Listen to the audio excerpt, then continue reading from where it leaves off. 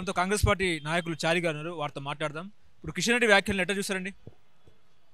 ఇవాళ దొంగని గజ దొంగ ఎట్లయితే కాపాడాలనుకుంటున్నాడో అదే కిషన్ రెడ్డి గారు 10 ఏళ్ళు నువ్వే అధికారంలో ఉండరు, ఏం గాడులు కాసిరా, ఏం పీకిరా? 10 ఏళ్ళు నువ్వే అధికారంలో ఎందుకో సిబిఐ ఎంక్వైరీ చేయలేదు. నరేంద్ర మోడీ వచ్చి గిదే తెలంగాణ ఎలక్షన్లో మాట్లాడా కదా, ఏమైంది? కాళేశ్వరం ఏటీఎం లెక్కల వాడుకుంటాడని నీ నరేంద్ర మోడీ మాట్లాడా, అమిత్ షా మాట్లాడా, నీ బీజేపీలో ఉన్న మంత్రులలో మాట్లాడారు. మీరేం గాడులు కాసిరా? 10 ఏళ్ళు ఏం పీకిరా? సిబిఐ ఎంక్వైరీ ఎందుకు చేయలేదు? ఇవాళ కాంగ్రెస్ పార్టీ సిట్టింగ్ జడ్జిలతో వేస్తాన్న మాత్రాన మీరు ఇవాళ సిబిఐకి రెఫర్ చేయండి అని నువ్వు మాట్లాడుతున్నావు అంటే దాంట్లో నీ దొంగతనం దాగి ఉంది. ఎందుకంటే కేంద్ర సంస్థలు ఎంక్వైరీ చేస్తే దాంట్లో మేమే రిపోర్ట్ ఇవ్వాలి కాబట్టి మీకు వాళ్ళకి మిలాఖత్ ఉంది. ఆల్రెడీ లక్షల కోట్ల రూపాయలు దోచుకున్నారు కాబట్టి మీరు ఇవాళ కాంగ్రెస్ మీద ఎగిరెగిరి పడుతున్నారు. ప్రజలు బీజేపీని కాలుతుందన్నే ఇవాళ కాంగ్రెస్ పార్టీకి అధికారం ఇచ్చారు. మీరు కళ్ళు తెరవండి.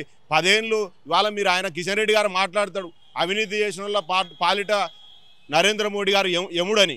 నిజంగా ఈ దేశ ప్రజల పాలిట నరేంద్ర మోడీ గారు యముడే. ఎందుకంటే 69 రూపాయలైన క్రూడ్ ఆయిల్కి 110 రూపాయలు 120 రూపాయలు పెట్టి పెట్రోల్ కొట్టురు ప్రజలు. అంటే దేశ ప్రజల యముడులా పీల్చి పిప్పి చేస్తున్నావు. ఇది 100 రూపాయలు డీజిల్ పెట్టి ప్రజల్ని పీల్చి పిప్పి చేస్తున్నావు. 1200 రూపాయలు సిలిండర్ పెట్టిన మహారాజులు మీరు ఇవాళ కాంగ్రెస్ పార్టీ మీద పెద్ద పెద్ద మాటలు మాట్లాడుతారు. మీరు తగ్గించుకోండి. మీరు బీఆర్ఎస్ బీజేపీ ఒకటన్న సంగతి రాష్ట్ర ప్రజలు నమ్మిండ్రు కాబట్టి మిమ్మల్ని ఇవాళ అధికారంలో లేనట్టు చేశారు. మీరు ఇవాళ మాట్లాడినంత మాత్రాన ప్రజలు ఏం నమ్మే పరిస్థితిలో లేరు. మీ రైతు బంధు ఎక్కడ, రుణమాఫీ ఎక్కడ అంటే ఏం చెప్తారు? రైతు బంధు ఎందుకు ఇస్తున్నారని హరీష్ రావు చెప్తున్నారు. రైతు బంధు ఎందుకు ఇస్తున్నాం అంటే గతంలో 27 రోజుల అధికారం లేకొచ్చి అప్పుడే మీ కళ్ళు మంట ఏంద్రా నాయన. నిన్నటికి నిన్న 420 కలిసి 420 అని చెప్పేసి ఒక ప్రెస్ మీట్ పెట్టారు. బీఆర్ఎస్ 420లో చెప్తున్నా, నీ చుట్టుపక్కల సన్నాసులు చెంచగాలు చెప్పినట్టు నువ్వు మాట్లాడితే కాంగ్రెస్ పార్టీ అధికారంలో ఉంది, గుర్తుపెట్టుకో. నువ్వు ఇంకా మర్చిపోతున్నావేమో నేను ఇంకా అధికారం లేకుండా. నువ్వు మినిస్టర్ కాదు, నువ్వు ప్రభుత్వం లేదు. పిచ్చి పిచ్చి మాటలు మాట్లాడకు. 27 రోజులు వచ్చి అది తెచ్చింది మేమే అని చెప్తున్నారు. తెలంగాణ ఉద్యమకారులు మేమే అని చెప్తున్నారు. చావు నోట్లు తలపెట్టింది మేమే అని చెప్తున్నారు. మేము ఇప్పటికీ మేమే కింగ్ అని చెప్తున్నారు. అదేవిధంగా తెలంగాణకు శ్రీరామ రక్ష మేమే అని చెప్తున్నారు. అరే సన్నాసి, తెలంగాణ ఉద్యమం జరిగేటప్పుడు పార్లమెంటర్ ఎంతమంది ఎంపీలు ఉండరు నీ దగ్గర?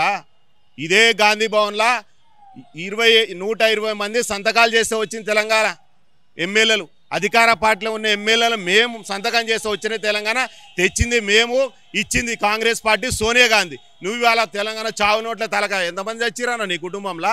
1200 మంది కుటుంబంలో పిల్లలు చచ్చిపోతే వచ్చిన తెలంగాణలో 3000 మంది చచ్చిపోతే దిక్కులేదు ఉద్యోగాలు వెనక సన్నాసి. తెలంగాణ నీ అబ్బా జాగిరా. ఎక్కడి నుంచి వచ్చింది తెలంగాణ?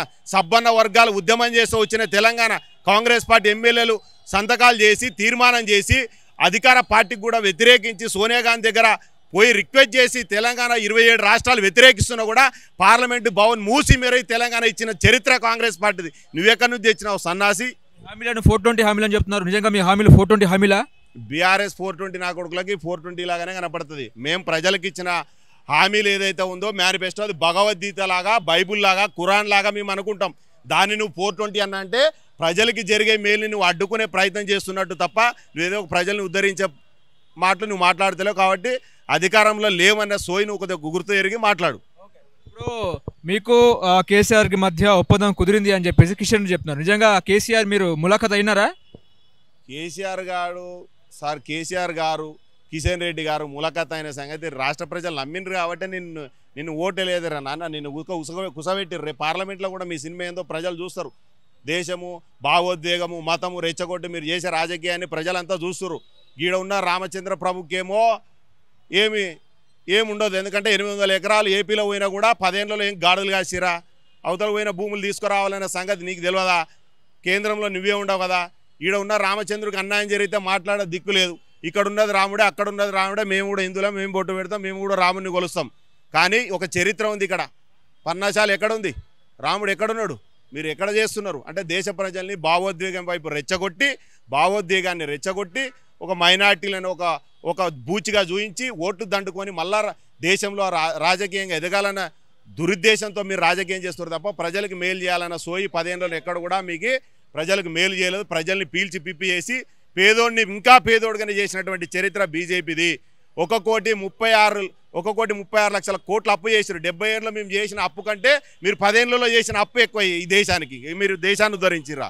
రేపు మాపో బుల్డోజర్లు వస్తాయి. బుల్డోజర్లు గాంధీ భవన్ వయా బీజేపీకి వెళ్తుందని చెప్తారు. నిజమే అంటారా?